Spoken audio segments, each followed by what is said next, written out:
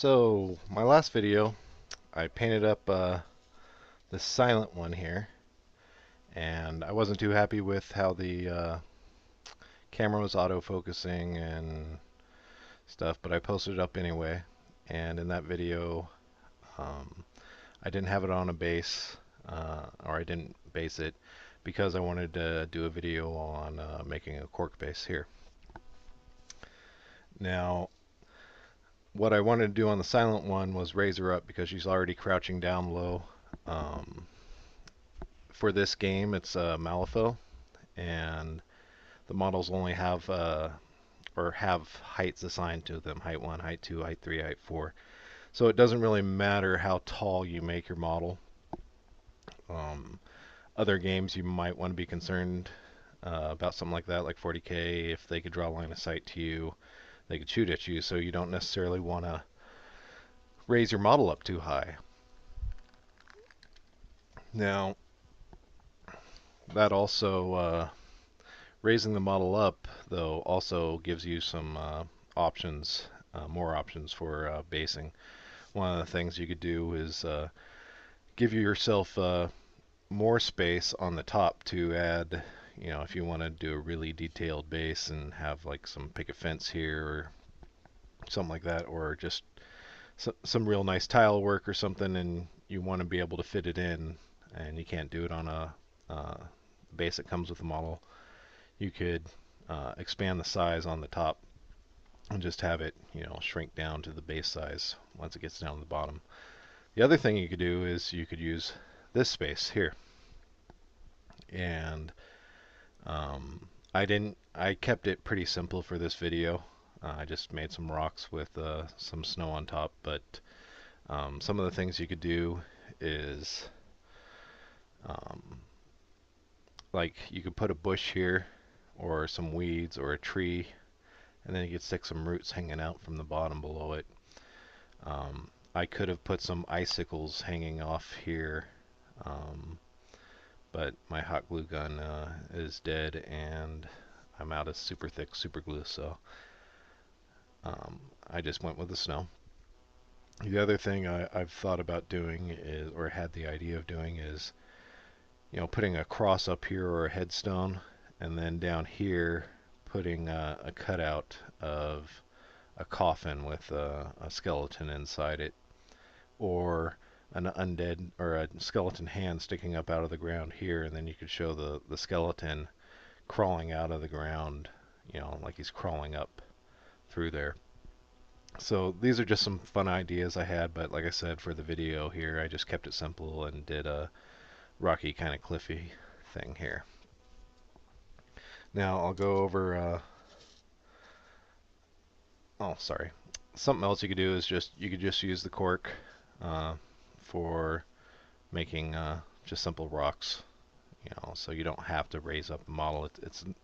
It's a good material to have when you're doing basing. You can do a lot of stuff with it. Now I'll go over some of the stuff I used in the video. Of course, got my cork. You can get cork at hobby stores, I think. And I just have a feeling that they'll be priced a lot more. I got these at True Value. It was $3 for 4 1-foot by 1-foot cork boards. They're designed to hang on your wall, and you can put thumbtacks in them without messing up your wall, hang pictures, stuff like that. So, as you can see, I haven't, hardly touched the first square foot of cork, and got plenty left to go, so this will last me a long time. The other thing I've used, of course, you need your tacky glue, Elmer's, whatever, just tacky glue. Some super glue. You're going to be sticking most of the cork together with this. The reason is the cork, the super glue gives the cork a lot of strength, so it absorbs into the cork and makes it real hard, so you don't have like a squishy base on your model all the time. The other thing I use, you don't need this, but it's nice to have, especially if you work with super glue a lot. as accelerant. One little spray of this, and that super glue is dried instantly. You have to be careful though. The cork will absorb the accelerant, so the next time, like 5 minutes later, that cork will still, whatever you touch up against it with super glue is going to stick automatically and dry that super glue. The other thing I used was just fine sand. You get it at hobby stores, or you could just go out in your backyard or wherever and get some fine sand. And then in this particular one, I used a piece of plastic, just random piece of square plastic, to raise up, this is in here to give it height. The reason I did that is I didn't want a layering effect from several layers of cork here. So what I did was I stuck this piece of square plastic in there, then stuck cork this direction, so that it's not a uniform one layer, to break it up a bit. Now you can do that, you just have to layer it all the way up, but you just have to chip away a lot at it. But it'll work fine if you decide to do it the other way. This is just something I was trying. And then of course I use primers and paints, and I think that's about it. Not a lot of special stuff that most people are going to have all this stuff already for their hobby room or their hobby stuff. The only thing maybe they wouldn't have is the cork, and like I said, it's pretty cheap and easy to find. So now I'll get you started on the video, and I'll make some comments on what I'm doing along the way.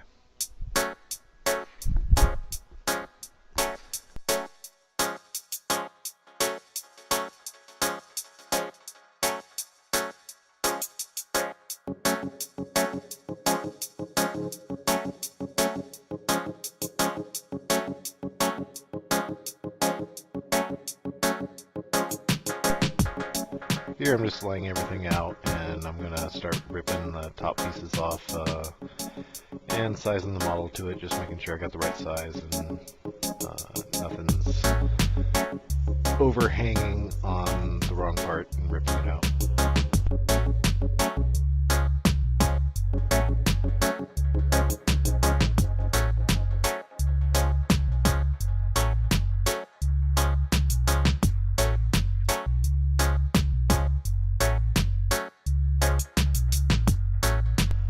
Here I'm just cleaning up the edges, trying to make it a smooth transition between layers.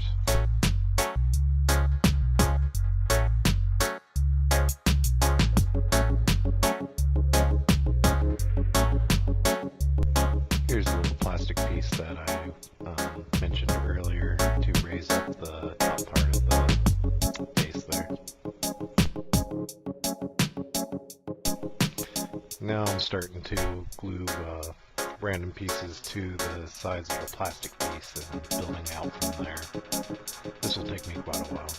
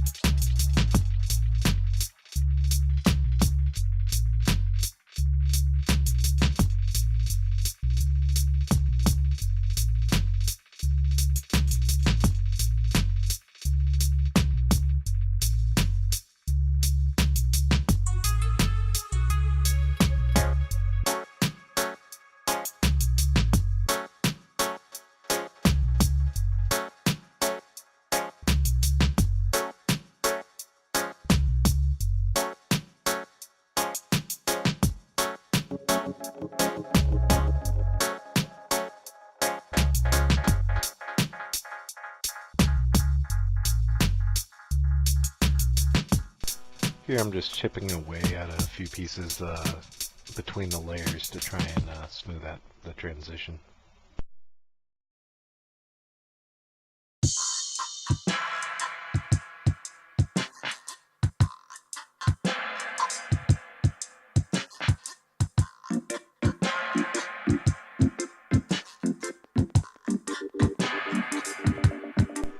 Now I'm satisfied with the basic shape of my rock formation.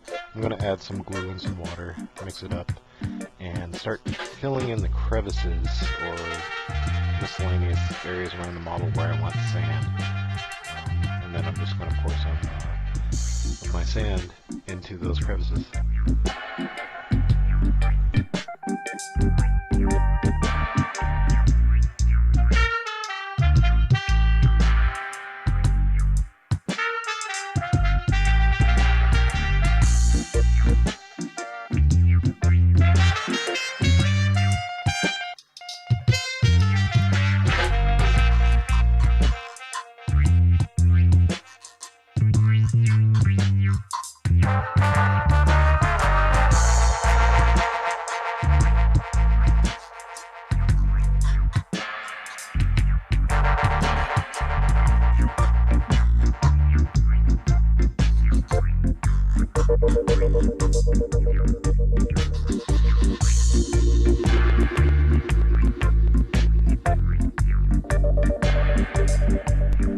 I let the sand dry overnight, and then I did my primer with the black all over everything, and then just a white on the top angles. And now I'm starting to paint it. I'm using several different shades of brown, greens, some yellow, grays. Right here I'm using a mixture of black with scorched brown by Games Workshop. I'm putting this in the darkest crevices where it'll be nearly black. I don't like to use a pure black, I always like to have a little bit of brown mixed in there. It just gives it a more earthy feel.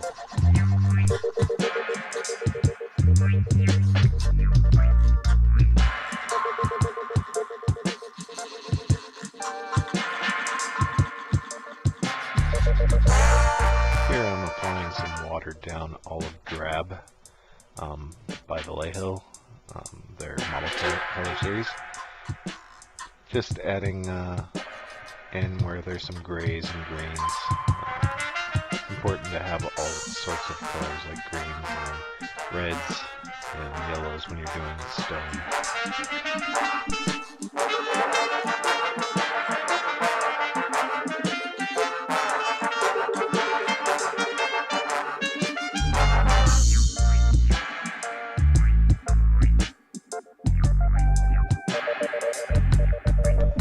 I believe at this point I mixed in some sea gray with a mix of olive drab and a little bit of the scorched brown, and just building up highlights and shadow in the shadows there.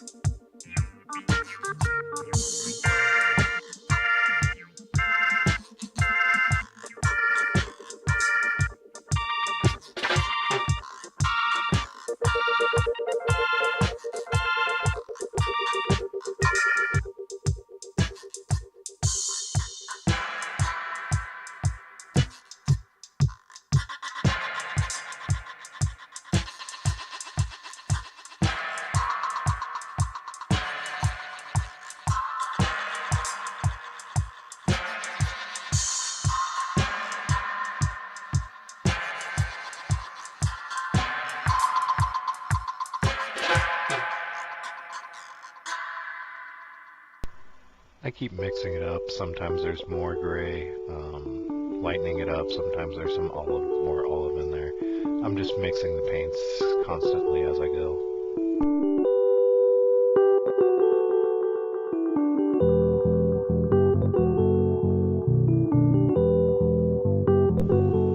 At this point, I believe I started adding Games Workshop Bone White to the mix and building up a little bit more highlights.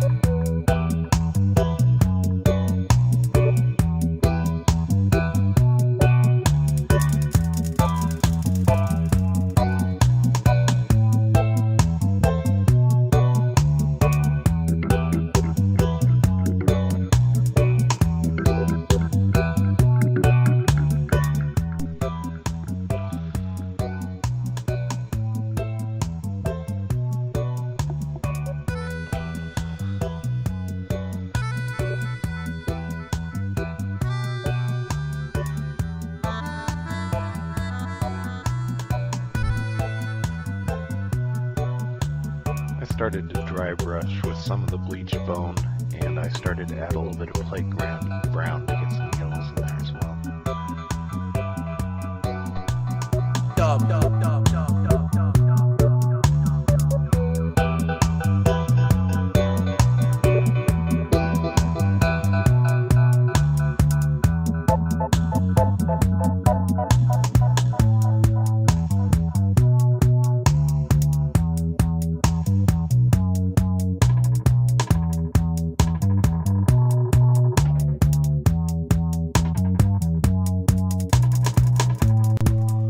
Now it's time to add the silent look to the base.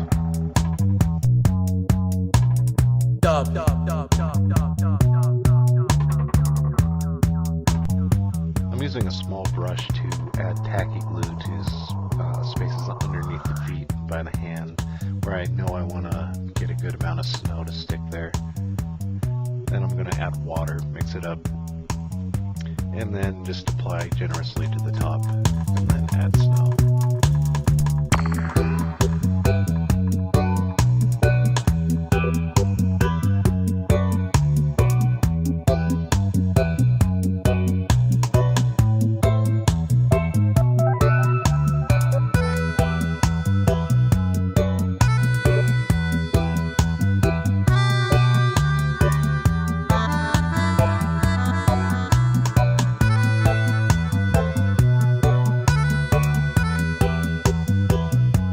I wasn't satisfied with the amount of snow that stuck, so I just decided to add another layer.